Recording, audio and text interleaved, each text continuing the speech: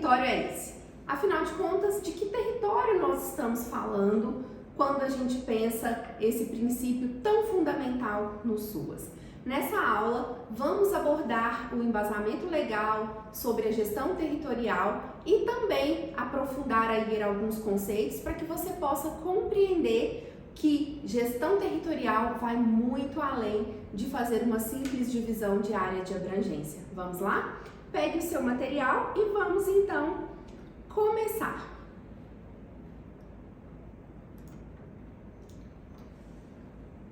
Inicialmente, eu resgato aí para vocês os 3 objetivos, do SUAS, da assistência social, que é ofertar proteção social, garantir a vigilância socioassistencial e a defesa de direitos.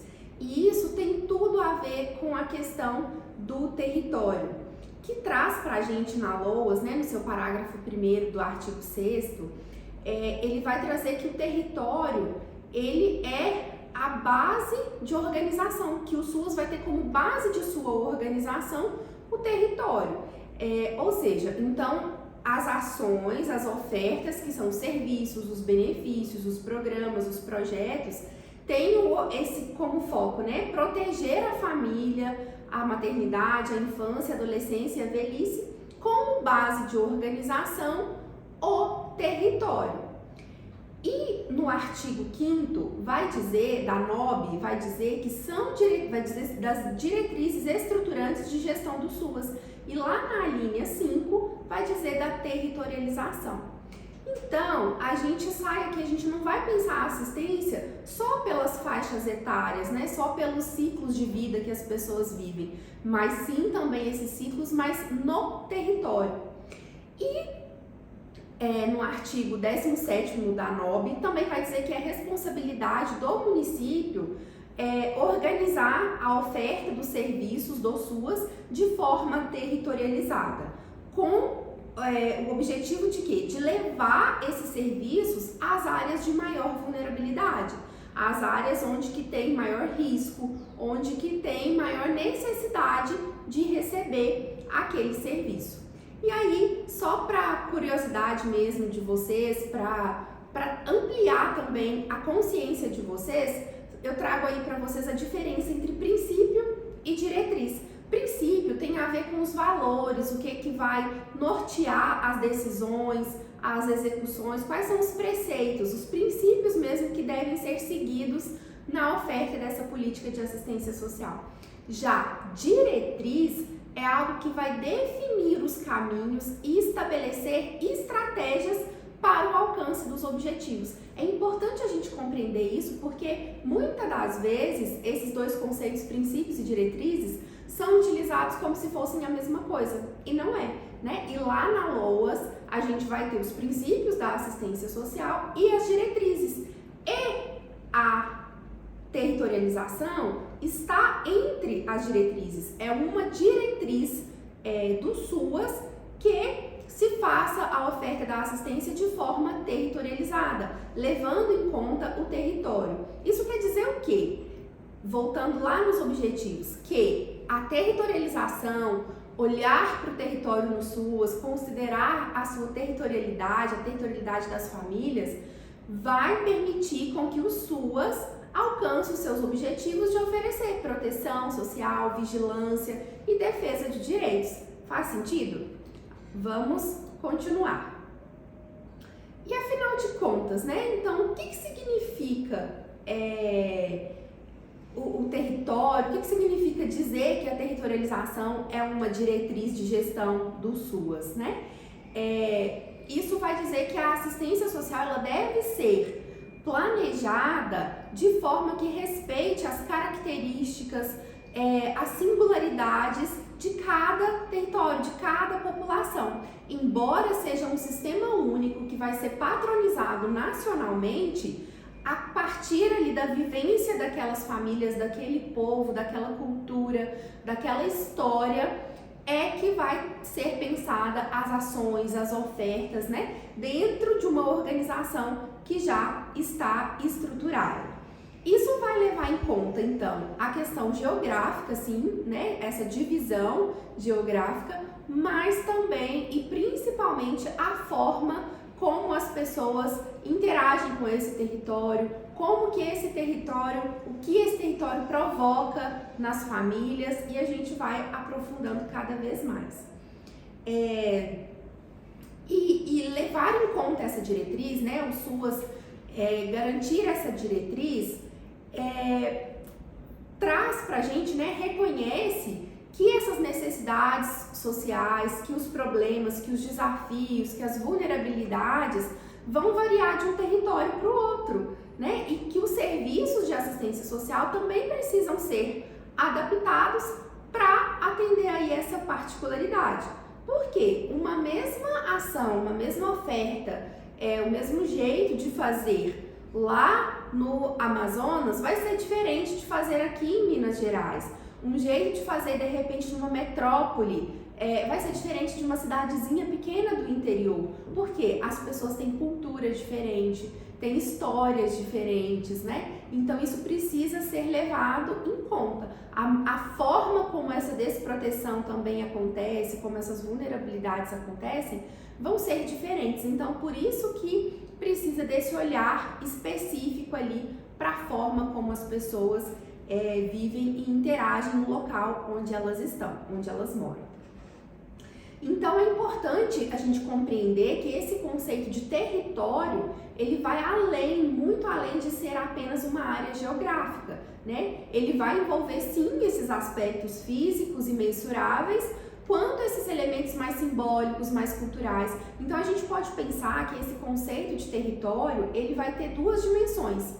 A primeira, uma dimensão objetiva, e a segunda, uma dimensão subjetiva. Quando a gente pensa na dimensão objetiva, a gente está falando dos aspectos físicos mesmos, concretos, mensuráveis, de um espaço geográfico, que vai dizer aí nas suas características que podem ser observadas, mapeadas, descritas de maneira objetiva. O que, por exemplo, Andréia?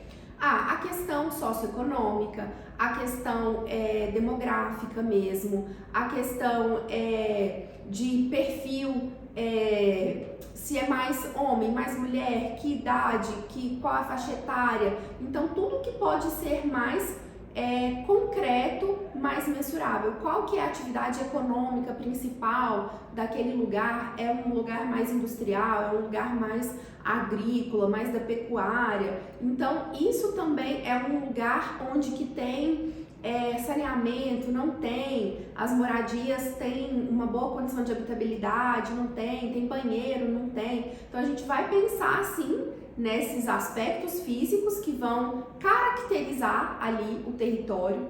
A gente vai pensar assim nessa divisão também administrativa, né? Mas a gente vai pensar também na dimensão subjetiva, que envolve o quê? Os significados, as percepções, as relações que as pessoas estabelecem com o espaço onde elas vivem, que tem a ver com esses aspectos culturais, sociais, emocionais e de identidade também. Então, esse aspecto ele é importante para entender como que as pessoas vivenciam esse território, como que elas se relacionam com ele e como que ele também afeta as suas vidas e as suas interações. Como, por exemplo, às vezes tem alguns territórios que se a pessoa falar, ela vai numa entrevista de emprego e se ela fala o bairro onde ela mora, ela é recusada naquele emprego. Se essa pessoa mora num território onde tem uma presença muito forte do tráfico de drogas, isso vai dizer da forma como ela vive, como ela se organiza, se é ali um espaço de ocupação, que tem ali uma história de como que esse espaço foi ocupado, se é de repente um espaço mais de uma comunidade tradicional, quilombola. Então tem toda uma história ali naquela vivência. Se é um conjunto habitacional, por exemplo, do programa Minha Casa Minha Vida, que então traz, né, essa questão da pessoa ter vivido às vezes muito tempo em outra região e ter se mudado para uma outra. Então são esses aspectos mais subjetivos, mais relacionais, emocionais, que a gente vai levar em conta também quando a gente vai pensar no território. E Território, então, é diferente de área de abrangência. Não quer dizer que quando a gente fala de território, a gente está falando apenas da área de abrangência. Por quê? A área de abrangência é importante? Porque ela vai delimitar administrativamente o espaço ali de atuação daquela unidade. Então, se o município tem, por exemplo, mais de um CRAS, ele vai dizer quais que são as áreas de abrangência daquele CRAS que aquele CRAS vai atender. Se ele tem um CREAS só, a área de abrangência daquele CREAS vai ser toda uma cidade. Mas dizer que apenas que essa área de abrangência é um único território, a gente não pode dizer. Por quê? Porque uma mesma área de abrangência podem ter diversos territórios. Principalmente nesse cenário atual onde a gente vive, que a demanda de CRAS ainda, a oferta, na verdade, de CRAS ainda é pouca, ainda é insuficiente. Na grande maioria dos municípios já deveriam ter muito mais unidades de CRAS para de fato oferecer uma proteção social presente, que seja realmente ali efetiva na prevenção, na proatividade. O nosso número de CRAS ainda é pequeno, embora a gente tenha muitos, a gente tenha conseguiu avançar, mas ainda é um número pequeno. Então, um único CRAS, muitas das vezes, vai atender uma região muito grande. E aí, essa região muito grande, diversos bairros diferentes, podem ter ali culturas totalmente diferentes, histórias totalmente diferentes. E isso precisa ser levado em conta. A assistência social, ela tem como finalidade, então, oferecer proteção social, como a gente já viu, às pessoas que estão mais desprotegidas, seja pelo seu ciclo de vida, seja pela sua condição financeira, seja pela forma que ela se relaciona, que essa família se relaciona entre si. Então, a gente precisa compreender quais são e como se dão essas desproteções. E compreender, então, o território é levar em conta as suas potencialidades, também as suas fragilidades, os seus pontos fortes e os seus pontos de melhoria, para que a gente entenda e pense estratégias de quais proteções a gente realmente precisa oferecer, A gente precisa olhar e enxergar esse território por dentro para que de fato a gente construa ações que sejam mais assertivas, que sejam ali mais efetivas para gerar o impacto e a transformação que a gente deseja. E para isso é muito importante a realização do diagnóstico, Na LOAS, na NOB, e na LOAS também vai dizer que a cada 4 anos a assistência precisa compor, o seu plano de assistência social. E para fazer um bom plano de assistência social é preciso ter ali um diagnóstico socioterritorial. Então lá na LOAS vai dizer que a assistência ela tem que ter plano, ela tem que ter fundo e ela tem que ter conselho, Na verdade que é o CPF da assistência, conselho, plano e fundo. E para fazer o plano, o diagnóstico socioterritorial vai compor essa elaboração, essa construção. E aí lá no artigo 20 da NOB vocês vão encontrar o que de fato precisa conter, quais são ali, o que requer, a realização desse diagnóstico. Isso é uma atribuição do município. Realização do diagnóstico, da elaboração do plano, é uma atribuição da gestão municipal, mas você, enquanto coordenadora, vai dar ali a sua parcela de contribuição. É importante que você entenda. E se o seu município não tem feito isso, ou tem feito simplesmente um plano de gaveta, um plano Ctrl+C, Ctrl+V, é importante você trazer essa consciência para a gestão. Olha, mas lá na LOAS está dizendo isso, na NOB está dizendo dessa forma. Olha aqui como que é importante. E apresentar para a gestão também os benefícios que isso vai gerar. Porque se a gente não olha para o território, se você não está olhando para o seu território, você está deixando de cumprir com os objetivos da assistência. E de talvez aí estar tendo retrabalho, estar fazendo ações e fica naquela queixa, os usuários não aderem. Os usuários não comparecem, é muito difícil trabalhar com essa população, a população não quer. Mas será? será? Será que eles realmente não querem ou será que a gente não está enxergando de fato quais são as suas necessidades, os seus desejos, os seus anseios? Então fica aí a reflexão. E aí eu trago para que a gente pense nessa questão do território, que a gente tem aí uma escadinha, né? A gente tem o território nacional, que é o nosso país, que é o nosso Brasil, que também vai ter as suas características, né? Então, quando a gente pensa no Brasil, é muito diferente dos Estados Unidos, né? Pensando no território nacional. Depois a gente vai ter os estados, né? Que, como eu disse, São Paulo vai ter uma cultura, Minas Gerais vai ter outra, Goiás vai ter outra, na Bahia vai ter outra. E dentro do próprio Brasil a gente tem então diversas formas, diversos territórios. Dentro do estado a gente também tem os diversos territórios que são os municípios. Dentro do município a gente vai ter os bairros e dentro dos bairros a gente vai ter a propriedade, né? A casa das famílias, as casas, né? Os lares onde as pessoas moram. Então é a gente fazer aí uma análise, né? Que vai fazendo ali uma meta-análise, vai dividindo ali para a gente compreender que o território é algo que realmente é amplo, que é diverso e que precisa desse olhar estratégico e diferenciado. Dito isto, né, vamos agora para a gestão territorial em si. As cartilhas, né, de orientação do CRAS e do PAIF vão apontar, vão dizer que fazer a gestão territorial é uma das atribuições exclusivas, né, da unidade do CRAS. Então, por exemplo, uma entidade, ela não faz a gestão territorial. Quem vai fazer a gestão territorial é a unidade do SUAS. E eu compreendo que o CREAS também, ele vai apontar para uma importância do território na oferta da proteção social especial, né? Então, o território, ele está relacionado não só com a proteção básica, mas com a proteção especial também, né? E ambas devem trabalhar de forma articulada. Então, quando a gente pensa na gestão territorial no CRAS, ela vai estar respondendo nessa diretriz de descentralização político-administrativa e tem por objetivo atuar, né, preventivamente. Porque a descentralização político-administrativa também é uma diretriz, ou seja, também é uma estratégia para que o SUAS consiga atingir os seus objetivos. Quer dizer o quê? Não vai estar centralizado a administração política mesmo, né? A administração, a forma de organização, a gestão, não vai estar centrada lá no governo federal, né? Ela vai estar também no estado, nos municípios, então vai trazer que o município tenha as suas obrigações, os seus direitos, os seus deveres para organizar a assistência social.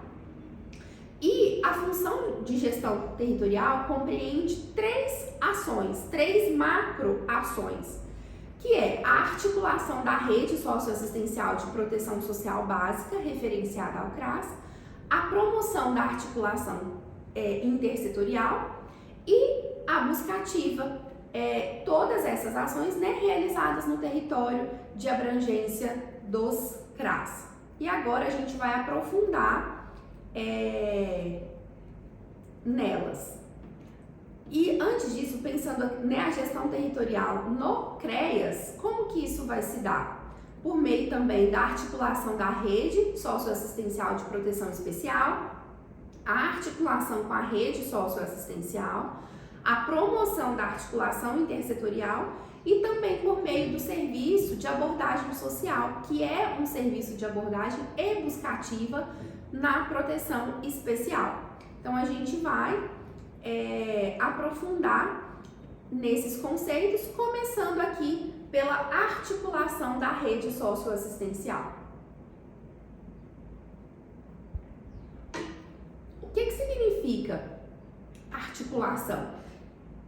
Articulação significa manter conexão e compreender o funcionamento, as dinâmicas e o papel desempenhado. Então, quando eu digo que eu preciso ter uma articulação com a rede, então eu estou dizendo que eu tenho que manter conexão com essas unidades que compõem a rede, e eu tenho que entender o seu funcionamento, quais são as suas dinâmicas e qual que é o papel que essa unidade, que esse órgão desempenha.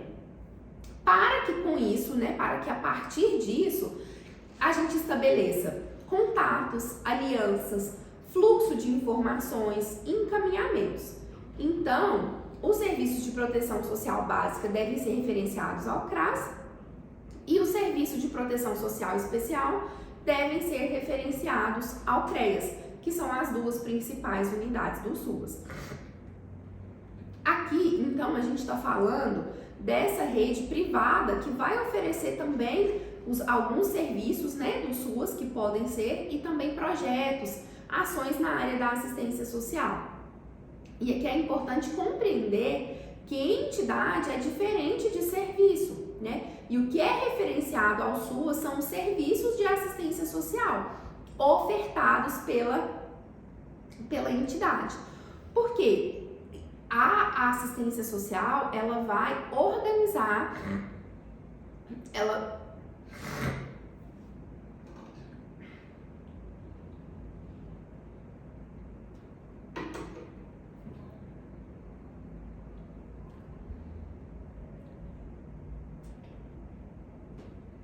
a assistência social, ela vai organizar a política de assistência social. Então, se uma unidade privada, uma associação, uma organização da sociedade civil, ela vai ofertar assistência social, ela tem que estar referenciada às unidades do SUAS.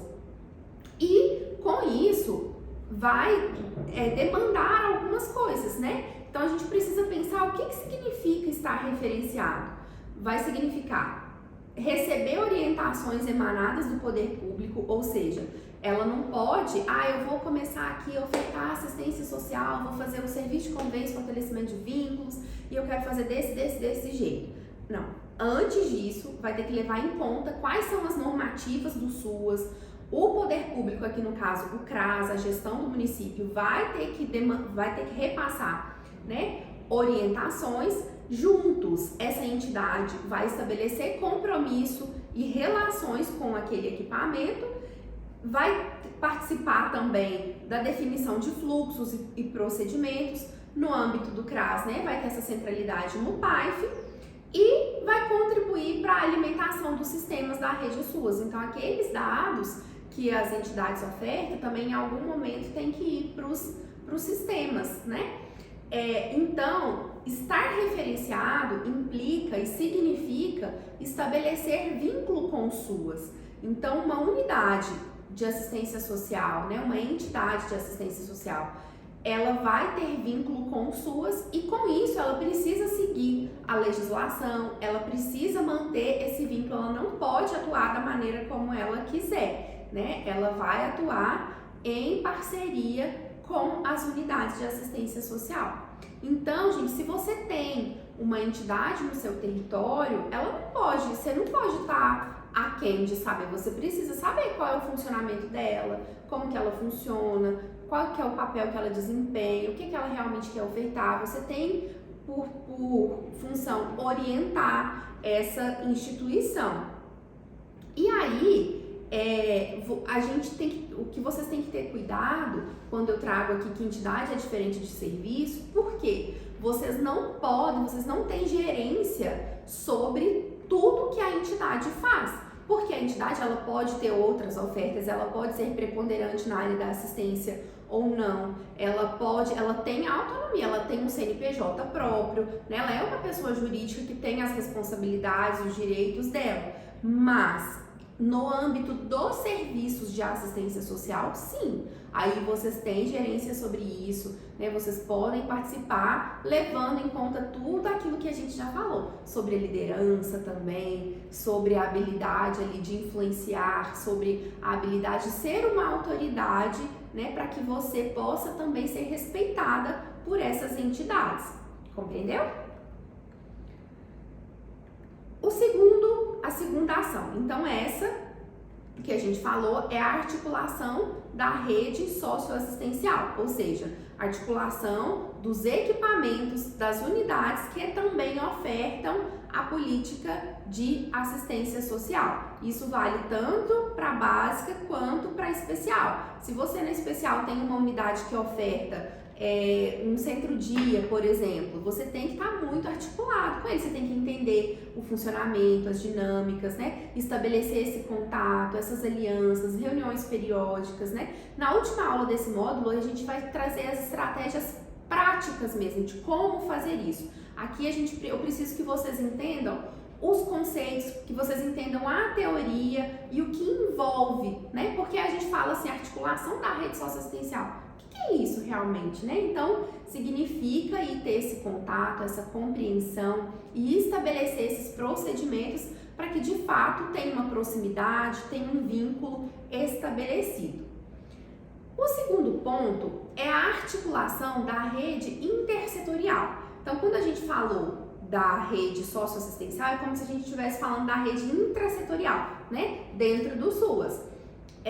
E envolve ali também o CRAS com o CREAS, né? Ter esse conhecimento, ter esse vínculo e com as entidades, com as unidades que ofertam assistência social.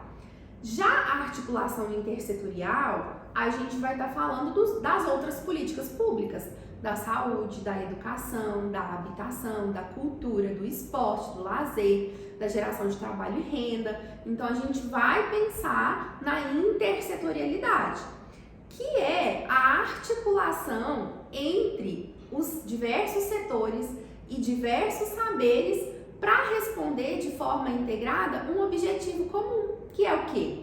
A garantia da melhoria da qualidade de vida das famílias, o bem-estar social das famílias.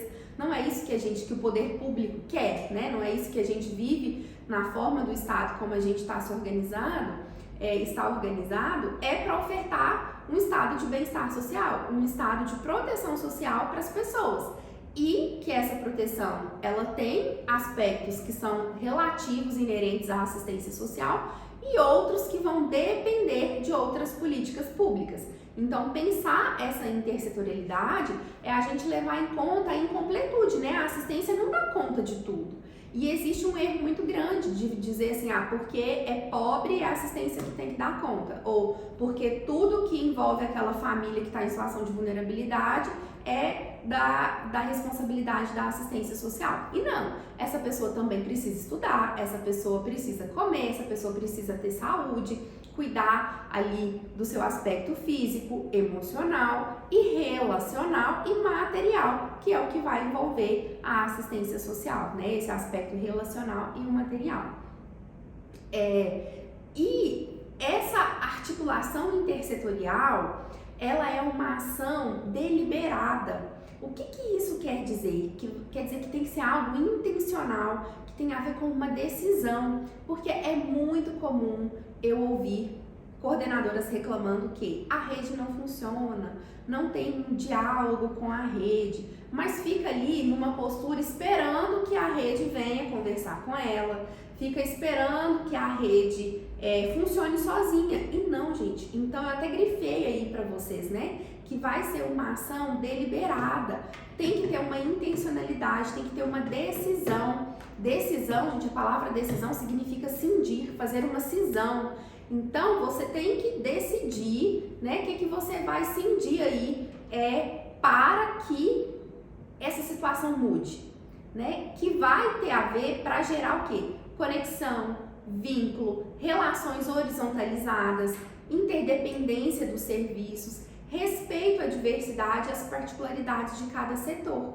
Então, isso aqui, embora tá falando para a rede intersetorial, mas vale para a assistência também, né? O CRAS e CREAS tem que ter uma relação horizontal, um não é melhor do que o outro, estão junto, e com o PSF, com a escola também. Então tem que ter essa conexão, tem que ter esse vínculo, tem que ter essa compreensão da interdependência dos serviços.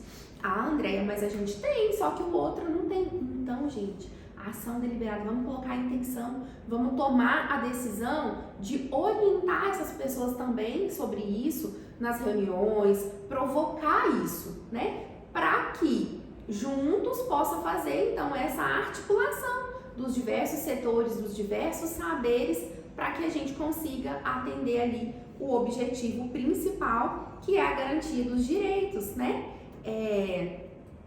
da família. Então, quando a gente pensa qual que é o objetivo da intersetorialidade, né, intersetorialidade para quê? Para que a gente precisa de intersetorialidade?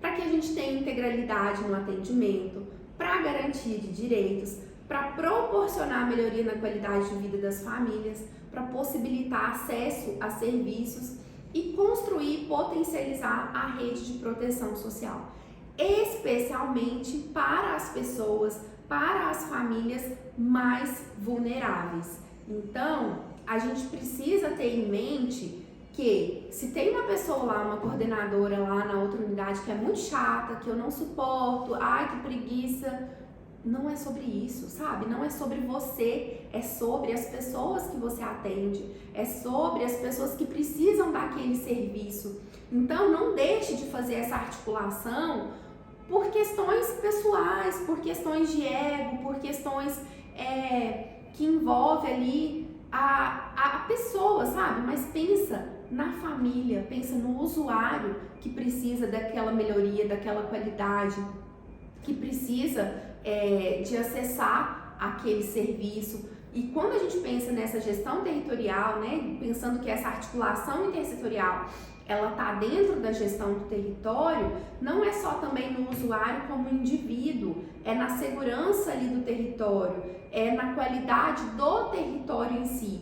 Então, quando vai pensar nas ações coletivas, nas ações em conjunto que podem ser feitas, muitas vezes você está tendo ali retrabalho. Se você fizer uma parceria com o PSF, se você fizer uma parceria com a escola, vai garantir ali a proatividade da assistência, vai melhorar muito ali o trabalho, sem você precisar ficar ali, se matando ali de conseguir fazer, tentar conseguir fazer as coisas sozinhas, né? Então, pense nisso. A intersetorialidade, ela é para o usuário, para o bem do usuário. Não só pra gente, né? Só pra gente enquanto unidade, enquanto servidores.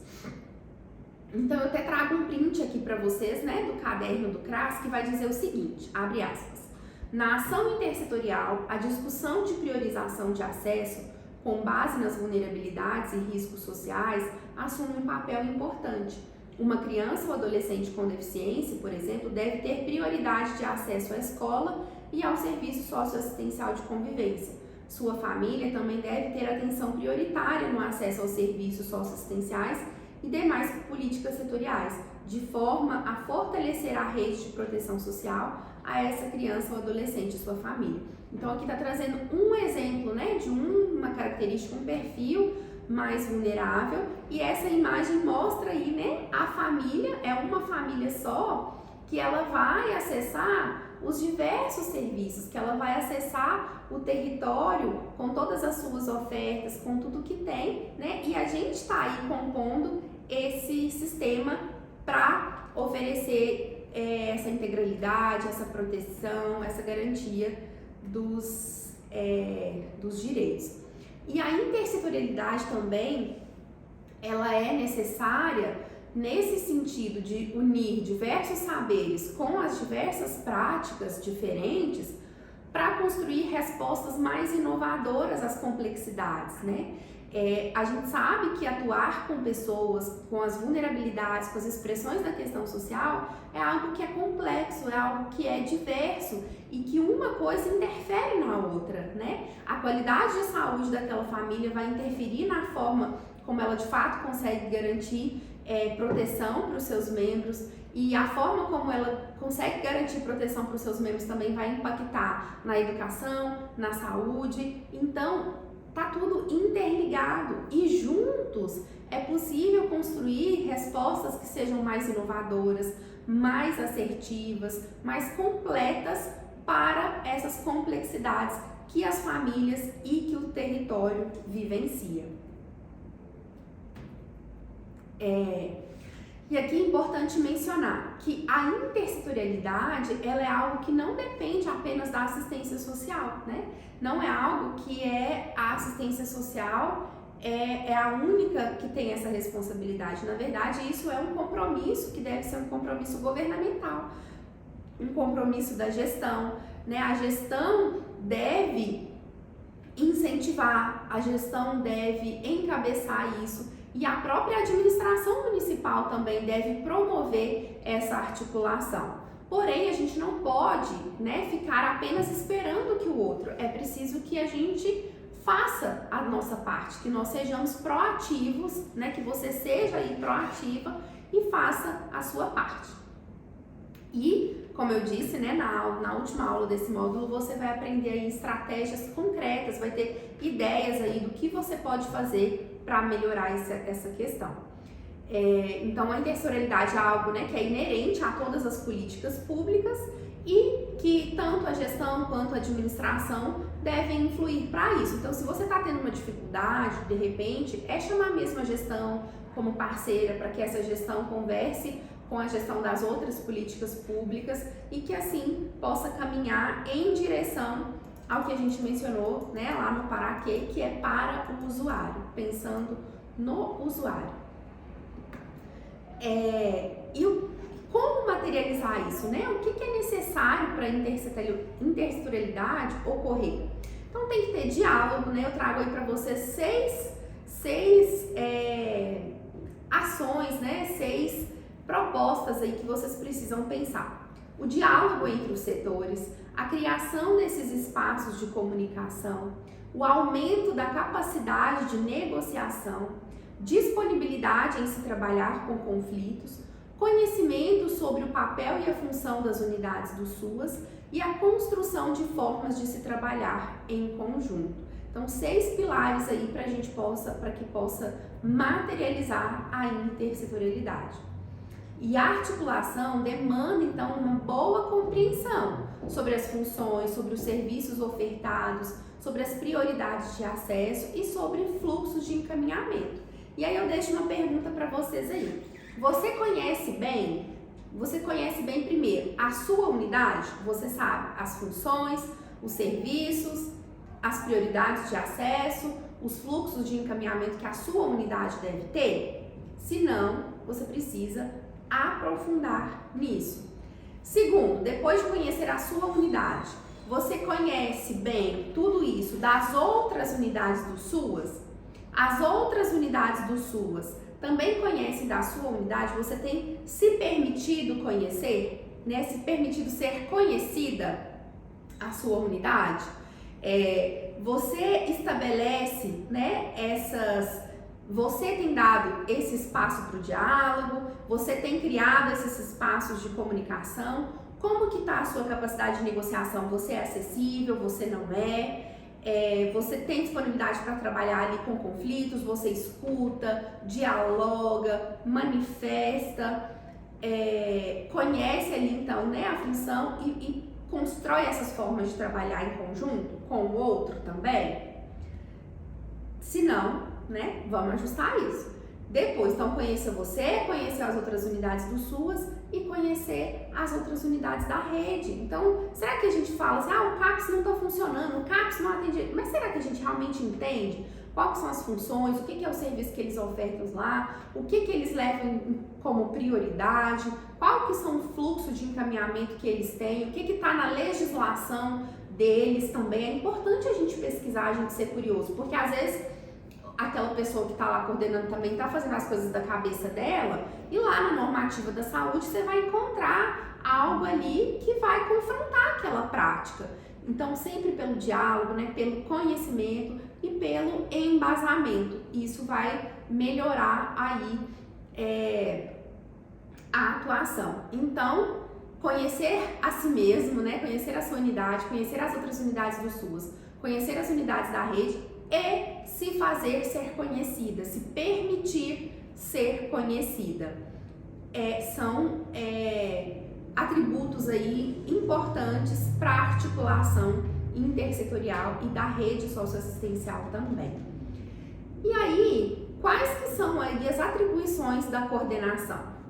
Organizar, segundo as orientações, né, do gestor, né, do município, essas reuniões periódicas com as instituições que compõem a rede, a fim de instituir essa rotina de atendimento, de acolhimento dos usuários, organizar os encaminhamentos, os fluxos de informações e procedimentos e estratégias de respostas às demandas. Então, se aquela unidade está ali no seu território, você vai sim então fazer essas reuniões periódicas, organizar como que vai ser esses encaminhamentos, como que vai ser esse fluxo, de quanto em quanto tempo, de que forma, vai ser por e-mail, vai ser por escrito, como que a gente vai pensar essas demandas, que estratégias a gente vai pensar, tudo isso, né, então tá sobre a sua gerência.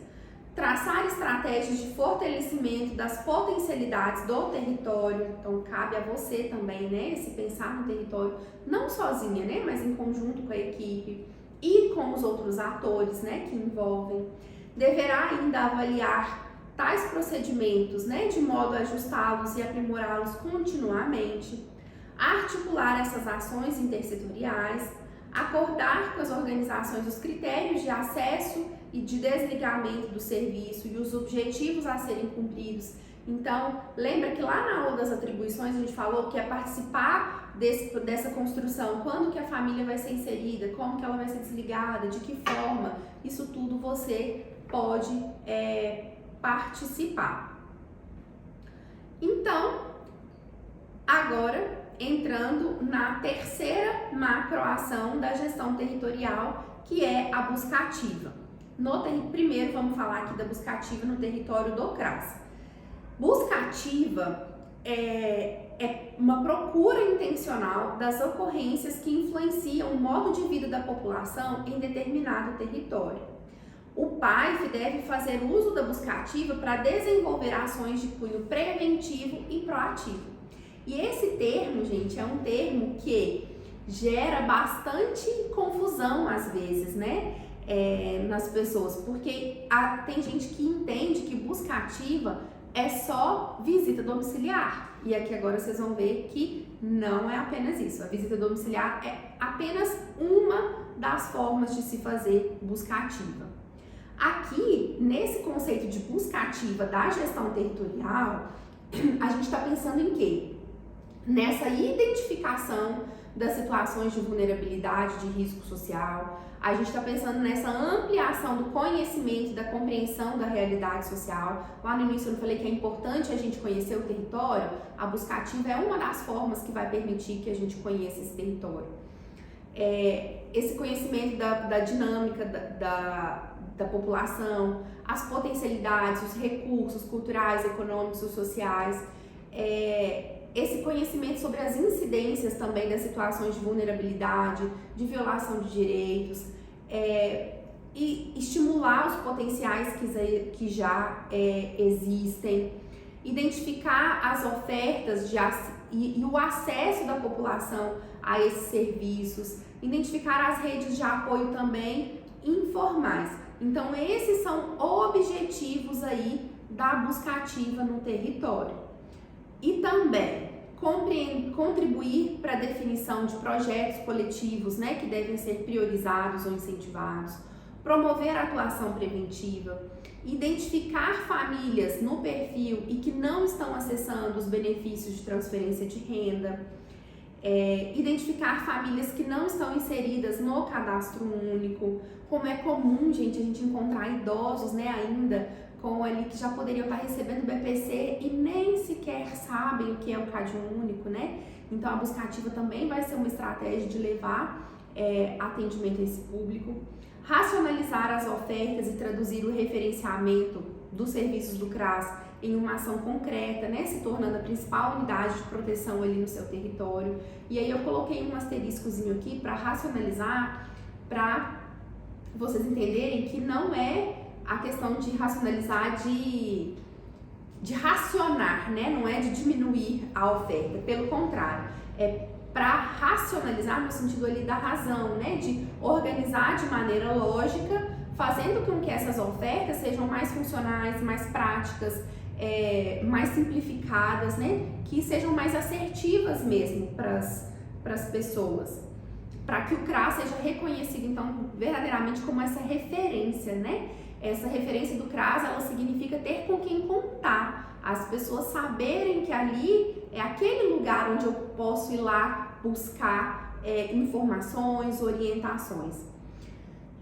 Contribuir também para a sensibilização da população no território, para a participação das ações, serviços e projetos ofertados pelo CRAS e demais unidades no território. Então aqui, nesse contexto aqui de busca ativa na gestão territorial, a gente vai pensar em sair ali, né, do indivíduo, da individualização para o coletivo, levando em conta que a desigualdade social, ela é uma característica estrutural do nosso país, resultante, né, aí dos fatores históricos, econômicos e sociais, que vem aí se perpetuando geração por geração, tempos e tempos nos territórios, né? Então, a desigualdade social, a desproteção social, ela é algo que não é uma consequência única e exclusiva das escolhas individuais daquela família, né? Mas também dessas dinâmicas coletivas. Então, no contexto do SUAS, é importante a gente reconhecer as vulnerabilidades como algo estrutural para que, de fato, a gente consiga criar respostas que vão enfrentar, de fato, isso nesse âmbito coletivo, nessa estrutura, no cerne disso.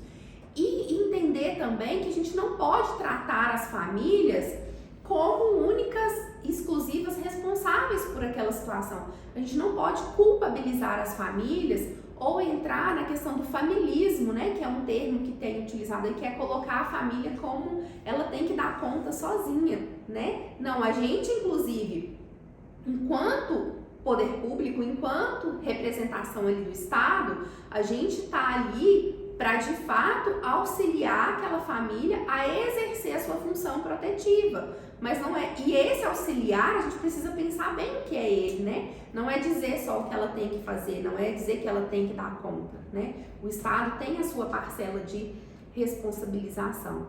Então, ter esse olhar também, né, voltado para o coletivo, um olhar, é algo que é ético, né? É algo que é justo, e a gente deve pensar, então, atuar aí identificando, olhando essas vulnerabilidades de uma forma sistêmica, de uma forma maior, né? E criar estratégias que de fato vão contribuir para a justiça social, para a cidadania, né? Para oferecer respostas que não vão ser apenas individuais, mas também coletiva, né? No território. E isso, como eu disse, o CREAS, ele tem também uma importância do território, ele deve atuar junto com o CRAS, mas o CRAS, principalmente pensando a proteção básica, que é preventiva, que é proativa e protetiva, a gente tem que levar em conta essa dimensão coletiva, essa dimensão do território para pensar as ações. E aí, quais são possíveis estratégias, né, de busca ativa? Utilizar carros ou motos de som, envio de correspondência, divulgação de listas em locais estratégicos. Então, por exemplo, a gente está ali com um número grande de pessoas que recebem o BPC e estão com o cadastro único desatualizado. E a gente precisa fazer uma busca ativa dessas pessoas. O único meio não é ir só lá na casa dela chamar, mas pode fazer um carro de som divulgando, pode enviar correspondência, pode pegar essa lista e colocar lá no PSF, para que nessa pessoa possa procurar. Outra ação, a gente precisa conhecer, será que a equipe, né, conhece realmente o território? Então deslocar com a equipe pelo território, para conhecer o território, para observar, para analisar. Utilização das listagens do Cadastro Único, do BPC e do Bolsa Família. Então a gente quer conhecer mais essas famílias, então vamos utilizar essas listagens para a gente poder construir ações, ouvir essas famílias. Obtenção de informações e dados provenientes de outros serviços, então essas reuniões periódicas, essas conversas com as outras unidades que estão ali atendendo, o que eles percebem de demanda, o que eles percebem de necessidade ali no território. Fazer também as campanhas de divulgação, distribuição de panfletos, colagem de cartazes, contatos com atores sociais locais, os líderes comunitários, as associações de bairro, etc. Então, tudo isso, né, são estratégias de busca ativa, porque a busca ativa é isso, é como, voltando lá atrás, é essa procura intencional das pessoas que estão, porventura, descobertas da assistência social e que precisam ser inseridas, ou dessas pessoas que não estão ainda, por exemplo, elas estão inseridas em benefícios, mas não estão inseridas em serviços, né? Se a gente pensa nessa gestão integrada de benefício e serviço, e pensando principalmente que o Bolsa Família sozinho, ele não vai conseguir ali, de fato, que aquela família consiga ali acessar as seguranças afiançadas pelo SUAS, acessar a sua autonomia, a sua qualidade de vida na sua potência, só recebendo o Bolsa Família. Ela precisa estar inserida também nos serviços, né? Nas ofertas do PAEF ou do PAEF, se for o caso, né? Se for necessário. Então, a busca ativa ela vai permitir, ela vai possibilitar esse conhecimento do território. E isso pode ocorrer também na ação cotidiana dos técnicos, quando estes treinam o olhar de modo a perceber que cada atividade, contato ou ação intencional vai disponibilizar informações que, se sistematizadas, vão constituir também o diagnóstico ali daquele território, né? E contribui para a ação preventiva. O que está querendo dizer aqui nessa afirmação? Se os técnicos têm um olhar treinado na intenção ali de quando aquela família traz uma informação, isso não está dizendo talvez só daquela família, isso está dizendo também do território. E se você, como coordenadora, pensa formas de sistematizar essas informações que os técnicos captam nos seus atendimentos, nas suas visitas, quando eles percorrem o território, isso vai contribuir para essa prevenção, né, para o planejamento dos serviços necessários. Então, o que está aparecendo, né? O que esses técnicos têm trazido? Tem falado muito de trabalho infantil, tem falado muito ali, de repente, que tem pessoas fazendo uso abusivo de bebidas naquele espaço ali do território. Como que isso tá, né? E como que você sistematiza isso? Ou isso fica pelo vento, né? Só assim, vem as palavras, fala e fica por isso mesmo, né? Tem uma planilha que você organiza isso, tem um caderninho que você pode anotar e organizar essas demandas, ou vai fazer uma vez por mês, ou a cada 2 meses, ou a cada 3 meses, uma reunião com a equipe para olhar para essa temática do território, né? Para pensar esse cuidado com o território. Então, são aí possibilidades para você refletir. E atenção, as necessidades são ditadas pelo território. Só conhecendo suas características pode-se saber quais serviços serão ofertados, ações socioassistenciais desenvolvidas, atenções necessárias a quem se destinam, quais objetivos se quer atingir, qual metodologia adotar, onde serão ofertados, com que frequência, qual a sua duração, quais os profissionais responsáveis, qual o papel da rede socioassistencial no atendimento dessa demanda e os demais serviços setoriais necessários. Nessa direção, a busca ativa é fundamental para a construção do plano municipal. As informações sobre vulnerabilidades, riscos e potencialidades do território aprimoram o diagnóstico social do município, constituindo-se como elementos importantes para a definição de metas e aprimoramento dos serviços socioassistenciais no município. Olha como que é importante, né? Então, por isso também da importância de sistematizar essas informações, sejam elas positivas, sejam elas mais negativas em relação ao território, mas isso é importante que vocês mapeiem isso no constante. Embora seja necessário ter aquele diagnóstico lá de 4 em 4 anos, ele não precisa acontecer como uma ação específica ali só naquele tempo, né? Todos esses dados que vocês vão captando ao longo do tempo vai alimentar e embasar ali aquela elaboração. Seja esse diagnóstico elaborado pela própria equipe do município ou por contratação de uma consultoria, o que vai alimentar, né, mesmo que seja uma pessoa terceirizada que vá fazer, é essas informações que vocês captam aí ao longo do tempo.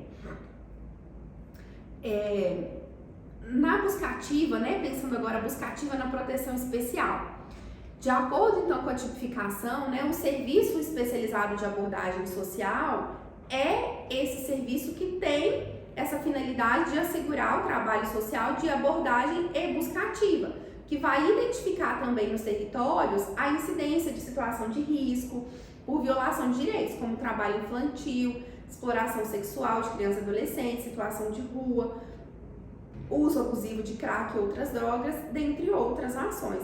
Então, é muito importante que a proteção especial, que o serviço de abordagem esteja bem articulado com a proteção básica, porque a básica está mais ali no miudinho, está mais ali nos territórios, né? E a proteção especial geralmente vai ser uma equipe só, quando é um município mais pequeno. Em alguns outros municípios vai crescer, vai ter 2, 3 ou mais equipes de abordagem social, mas é importante que elas conversem com as unidades, né? Do SUAS, que elas conversem com as unidades da proteção básica para entender e para compreender também ali o que está acontecendo naquele território. E isso é tão importante, gente, porque, por exemplo, enquanto eu estava coordenadora do CREAS, a gente identificou, mapeou ali os adolescentes que estavam em cumprimento de medidas. A gente percebeu que a grande maioria dos adolescentes em cumprimento de medida residiam num determinado bairro, numa determinada região, num determinado território da cidade. E com isso, com o tempo foi pensado um serviço de convivência, um centro de convivência para criança e adolescente lá para esse território, com foco na prevenção. Então, a gestão territorial, ela vai estar muito interligada também com a questão da vigilância, que é o tema da nossa próxima aula, para a gente pensar aí essas possibilidades. E aí, trazer para vocês aí uma frase da Dirce Collier. Não se trata somente de um trabalho social a ser realizado no território, trabalho social territorializado, mas essencialmente de um trabalho a ser realizado a partir do território, um trabalho social territorial. Percebe? Então não é dizer só que o serviço está territorializado, que está dividido as áreas de abrangência, que está onde precisa estar, mas é um trabalho territorial no sentido de dizer que as demandas nascem dali, que as possibilidades, as potências, mas também a desproteção vem dali, e a gente vai pensar ações a partir disso para a gente poder criar as nossas ofertas. Tenho certeza que foi muito conteúdo, muita informação. Se necessário for, reassista essa aula e caso tenha ficado dúvidas, eu espero você aqui embaixo nos comentários para que eu possa sanar e esclarecer todas elas. Combinado? Acesse o seu material, tem também dicas de leitura aí para que vocês possam ampliar ainda mais a percepção sobre essa temática tão importante. Vamos seguir agora para vigilância? Será que vigilância é só um setor? É só o setor de vigilância que tem responsabilidade? Ou você, enquanto coordenadora, também pode contribuir? Vamos descobrir? Até já!